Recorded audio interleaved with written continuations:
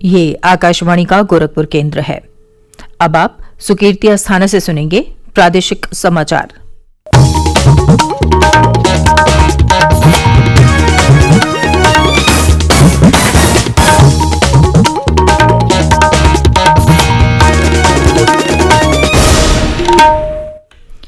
पहले मुख्य समाचार। केंद्र सरकार ने 14 खरीफ फसलों के न्यूनतम समर्थन मूल्य में बढ़ोतरी की। कृषि और संबंधित गतिविधियों के लिए लघु अवधि ऋण चुकाने की तिथि 31 अगस्त तक बढ़ाई गई। केंद्रीय मंत्रिमंडल ने सूक्ष्म, लघु और मध्यम उद्योगों की परिभाषा में संशोधन किया। रेहड़ी पटरी वालों को किफायती ऋण उपलब्ध कराने के लिए पीएम स्वनिधि योजना शुरू की गई। मुख्यमंत्री योगी आदित्यनाथ ने प्रदेश में अनलॉक व्यवस्था के प्रभावी संचालन के निर्देश दिए और प्रदेश में कोविड-19 से स्वस्थ होने वालों की संख्या 5,000 के पार हुई। सक्रिय मामलों की संख्या 3,109।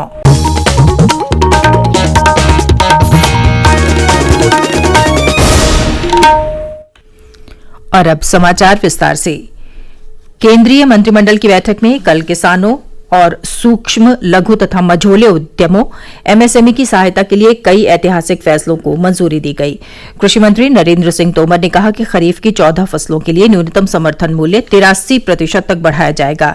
इससे किसानों को अपनी फसल का बेहतर दाम मिल सकेगा। सरकार ने धान का न्यूनतम समर्थन मूल्य 53 रुपये प्रति क्विंटल बढ़ाकर 1,867 रुपये प्रति क्विंटल कर दिया है। कपास का न्यूनतम समर्थन मूल्य 260 रुपये बढ़ाया गया है। इससे मौजूदा फसल वर्ष के लिए कपास का न्यूनतम समर्थन मूल्य 5,515 रुपये प्रति क्विंटल होगा। श्री तोमर ने कहा कि मंत्रिमंडल ने कृषि और संबंधित गतिविधियों के लिए लघु अवधि ऋण चुकाने की तिथि 31 अगस्त तक बढ़ा दी है। सूचना और प्रसारण मंत्री प्रकाश जावड़ेकर ने बताया कि मंत्रिमंडल ने सूक्ष्म, लघु और मझौले उद्यमों की परिभाषा को और संशोधित करने की मंजूरी दी है। इस फैसले से अनेक औद्योगिक इकाइयों को एमएसएमई के दायरे में लाया जा सकेगा। 50 करोड़ रुपए तक के निवेश और 250 करोड़ रुपए तक के सकल कारोबार वाले उद्यम अब एमएसएमई क्षेत्र में उपलब्ध लाभ हासिल कर सकेंगे। श्री जावड़ेकर ने कहा कि ऐसे उद्यमों में निर्यात से कारोबार को सकल कारोबार से छूट दी जाएगी। आज इकाई की परिभाषा बढ़ाकर 1 करोड़ रुपए के निवेश और 5 करोड़ रुपए का कारोबार कर दिया गया है। लघु इकाई की सीमा बढ़ाकर 10 करोड़ रुपए का निवेश और 50 करोड़ रुपए का टर्नओवर कर दिया गया है। इसी प्रकार मध्यम इकाई का निवेश सीमा बढ़ाकर 20 करोड़ रुपए तथा 100 करोड़ की जगह 250 करोड़ रुपए का कारोबार कर दिया गया है। सूक्ष्म, लघु और मझोले उद्यम मंत्री नितिन गडकरी ने कहा कि कैबिनेट ने संकट में फंसे एमएसएमई की सहायता के लिए 20,000 करोड़ रुपए के आपात कोष को भी मंजूरी दी। प्रधानमंत्री नरेंद्र मोदी ने कैबिनेट के फैसलों को ऐतिहासिक बताया है। उन्होंने कहा कि इनसे किसानों, मजदूरों और कामगारों के जीवन में सकारात्मक बदलाव को प्रोत्साहन मिलेगा। सरकार के फैसलों से किसानों तथा रेहड़ी पटरी पर कारोबार से आजीविका कमाने वालों और एमएसएमई को अत्यधिक लाभ होगा। श्री मोदी ने कहा कि एमएसएमई की परिभाषा में परिवर्तन से न केवल आत्मनिर्भर भारत के अभियान को प्रोत्साहन मिलेगा, बल्कि देश के उद्यमों को नया जीवन भी मिलेगा। सरकार के सकारात्मक सुधारों से अनेक लोगों को रोजगार के अवसर मिलेंगे। केंद्र सरकार ने कल प्रधानमंत्री स्ट्रीट वेंडर आत्मनिर्भर निधि यानी पीएम स्वनिधि योजना शुरू की। इसके अंतर्गत रेहड़ी पटरी विक्रेताओं को विशेष सूक्ष्म ऋण सुविधा उपलब्ध कराई जाएगी। योजना का उद्देश्य गली मोहल्ले में फेरी लगाकर और रेहड़ी पटरी पर कारोबार करने वाले विक्रेताओं को कोविड-19 की वजह से बंद हुए अपने कारोबार को फिर से चालू करने में मदद मिलेगी। आवासन और शहरी कार्य मंत्रालय ने वित्त मंत्री निर्मला सीतारामन द्वारा पिछले महीने की गई घोषणा के तहत इस योजना का शुभारंभ किया। योजना से शहरी इलाकों के ऐसे 50 लाख से अधिक कारोबारियों को लाभ पहुंचाने का लक्ष्य रखा गया है जो इस साल 24 मार्च से पहले यही कार्य करते थे। योजना की अवधि मार्च 2022 तक की है। पहली बार अर्धशहरी या ग्रामीण इलाकों के स्ट्रीट वेंडर्स को शहरी आजीविका कार्यक्रम के अंतर्गत लाया गया है। इस तरह के कारोबारी 10,000 रुपए तक का कार्यशील पूंजी ऋण ले सकते हैं, जिसे 1 साल के भीतर किस्तों में चुकाना होगा। कर्ज का समय पर या पहले भुगतान करने पर 7% वार्षिक की दर से ब्याज सब्सिडी दी जाएगी। इसे प्रत्यक्ष लाभ अंतरण योजना के तहत छमाही आधार पर कर्ज लेने वाले के बैंक खाते में जमा करा दिया जाएगा।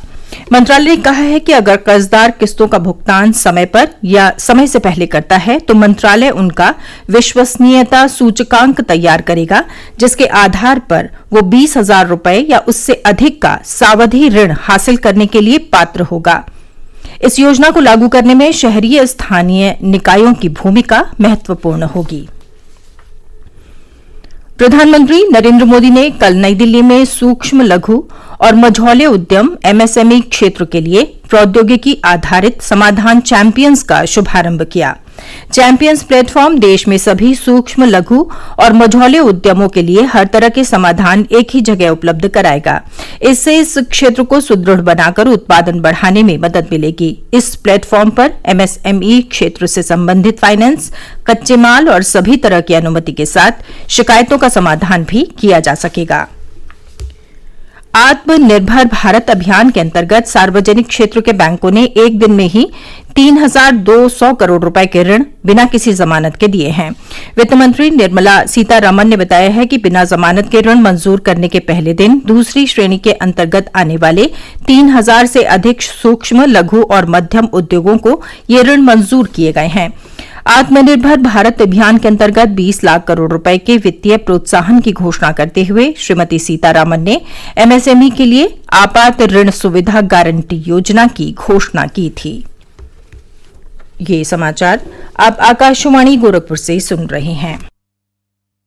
मुख्यमंत्री योगी आदित्यनाथ ने केंद्र सरकार के दिशा निर्देशों का पूरी तरह से पालन सुनिश्चित कराते हुए प्रदेश में अनलॉक व्यवस्था के प्रभावी संचालन के निर्देश दिए हैं। उन्होंने कहा कि राज्य में औद्योगिक गतिविधियों का संचालन पूरी सावधानी और सतर्कता बरतते हुए किया जाए। बाजारों में भीड़ न जुटे, इसके लिए मुख्यमंत्री ने लगातार निगरानी कर सोशल डिस्टेंसिंग के नियम का अनुपालन सुनिश्चित कराने के निर्देश दिए। लखनऊ में कल अपने सरकारी आवास पर एक उच्च स्तरीय बैठक में लॉकडाउन व्यवस्था की समीक्षा करते हुए मुख्यमंत्री ने कहा कि प्रदेश के सभी जनपदों में कोरोना वायरस की जांच की प्रयोगशालाएं स्थापित करने के लिए कार्रवाई और तेज की जाए। श्री योगी ने कल से शुरू हुए रेलगाड़ियों के परिचालन के संबंध में कहा कि प्रदेश के सभी रेलवे स्टेशनों पर थर्मल स्क्रीनिंग की व्यवस्था की जाए। उन्होंने कहा कि यात्रियों को कोरोना से बचाव के संबंध में जागरूक किया जाए। प्रदेश में पिछले 24 घंटों के दौरान कोरोना संक्रमण से 187 मरीज स्वस्थ हुए हैं। अब तक बीमारी से ठीक होने वालों की संख्या 5,030 हो गई है। कल 296 नए रोगी मिलने के बाद कुल संक्रमित व्यक्तियों की संख्या 8,361 हो गई है। 5 लोगों की मृत्यु हुई है, जिसके बाद कोविड-19 से अब तक जान गंवाने वालों की संख्या 222 पहुंच गई है। प्रदेश में फिलहाल सक्रिय मामलों की संख्या 3,109 है। स्वास्थ्य सेवा निदेशालय की ओर से कल शाम जारी विज्ञप्ति में बताया गया कि पिछले 24 घंटों के दौरान कोरोना के सर्वाधिक 27 मामले गौतम बुद्ध नगर जिले में मिले। गोरखपुर में एक ही दिन में 24 लोगों में कोरोना संक्रमण की पुष्टि हुई है। संत कबीर नगर में भी कल 24 मरीज मिले। बस्ती जिले में कल 17 और आजमगढ़ जिले में 16 लोगों में संक्रमण की पुष्टि हुई। देश में कोविड-19 रोगियों के ठीक होने की दर निरंतर बढ़ रही है और अब ये 48.19% हो गई है। केंद्रीय स्वास्थ्य मंत्रालय ने बताया कि पिछले 24 घंटों के दौरान 4,835 रोगी ठीक हुए। अब तक लगभग 92,000 मरीज स्वस्थ हो चुके हैं। इस समय देश में 93,322 रोगियों का इलाज चल रहा है। भारतीय चिकित्सा अनुसंधान परिषद के महामारी विज्ञान और संचारी रोग प्रभाग के प्रमुख वैज्ञानिक डॉक्टर रमन आर गंगाखेडकर ने आकाशवाणी से बातचीत में कहा कि लॉकडाउन में छूट के बाद सभी को अपने सामान्य जीवन में लौटते समय अधिक सावधान रहना होगा। हर लोगों ने दिमाग में ये डाल लेना है, सरकार ने ढील दी, ये समझ के ढील दी है कि जो आदमी बाहर निकलेगा वो सारे एहतियात बरतेगा। अभी भी कोरोना वायरस तो गया नहीं है। हर इंसान ने ये सोचना है, अगर समाज में ये फैलने नहीं देना है बीमारी, तो हमको खुद को मास्क पहन के बाहर निकलना पड़ेगा, 2 गज की दूरी रखना पड़ेगा। अपने सेहत का ख्याल रखने के लिए अपने हाथ और मुंह दोनों का संबंध जितना हो सके उतना टालना है और हाथ साफ करते रहना है। दक्षिण पश्चिम मानसून कल केरल तट पर पहुंच गया। पिछले 3 दिनों से केरल में बड़े पैमाने पर वर्षा हो रही है। मौसम विभाग ने देश में इस वर्ष मानसून सामान्य रहने की संभावना जताई है। जुलाई से सितंबर के दौरान दक्षिण पश्चिम मानसून की वर्षा के बारे में दूसरे दीर्घावधि अनुमान के बारे में पृथ्वी विज्ञान मंत्रालय में सचिव डॉक्टर एम राजीवन ने कहा कि अच्छे मानसून के लिए स्थिति ज्यादा अनुकूल हो रही है। और अंत में मुख्य समाचार एक बार फिर। केंद्र सरकार ने 14 खरीफ फसलों के न्यूनतम समर्थन मूल्य में बढ़ोतरी की।